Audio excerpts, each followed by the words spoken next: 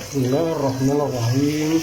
معانا النهارده تكاته وحركاته يتملوا الرز المصري اللي بالشعرية اللي شرف الدنيا دي. وهنا ممكن في ناس ما بتعرفش مسلك الرز بالشعرية كده من دول بره، وفي ناس برضو بتبقى لازم تاخد فكرة وتشوف الرز المصري بيتعمل ازاي ونديهم فكرة. في ناس كتير اي نعم عارفة، ولكن في ناس بنعرفها. طبعا انا مكة الاكل طبعا والنفس الجميل الشعرية الجميلة. طبعا بنحط زبدة بلدي او سمنة او زيت حسب رغبتك، ونحط الشعرية ونهدي النار. اهم حاجة الشعرية ما تتحرقش على النار، تمام. واحدة واحدة كده نقطع عليها ونقلب، تمام.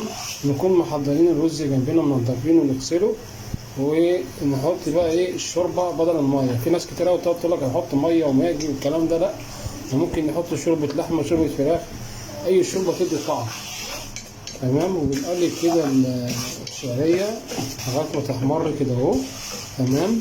تكات وحركات ويتجملوا مع الشيل المكة والرز بالشعرية.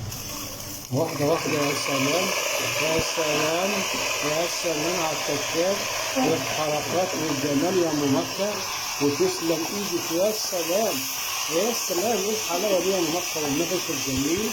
وبتقلب وهي طبعا واثقة من نفسها لأن نفسها جميل. إن شاء الله يعني انتظرونا في رمضان الأيام الجاية بإذن الله. كل يوم هقول لكم حاجات حلوة من إيديها ومن إيد الشيف حسن. هي تكات وحركاته في التقليب. ويا سلام على النفس الجميل، تسلم إيدك طبعا. لأن أنا الشيف حسن طبعا يعني لو فتحت لها مشروع أتحدى أي حد طبعا في نفس إيديها. نفس ايديها ده جميل جدا جدا جدا. وبنحط الملح بقى ونحياه كده حسب الرغبة، ونقلب نقول لمكة تسلم ايدك. وكل واحد يا شباب ندعم مكة ونفعل الجرس، لايك، تعليق. ان شاء الله كل فيديو هنقول لكم حاجة جديدة، تمام. انتظرونا. الاكل البلدي والفواكه والحاجات الجميلة. وبنقلب الرز المصري يا تكاته يا حركاته يا جماله مع الرز بالشعرية والطريقة الجهنمية 100. وطبعا احنا محضرين شوربة لحمة محضرينها ونعمل بها الرز.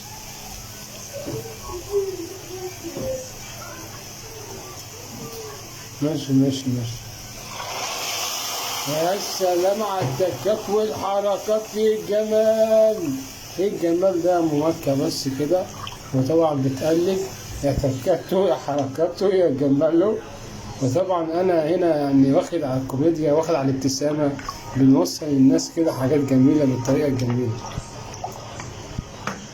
وطبعا كده بنغطي الرز بالشوربة، واهم حاجة يكون المية بتاعتها مغطية الشوربة عشان ما ينساش سوا، ما ينص سوا. نقلب كده بقى وان شاء الله نسيبها قد ايه يا ام مكة؟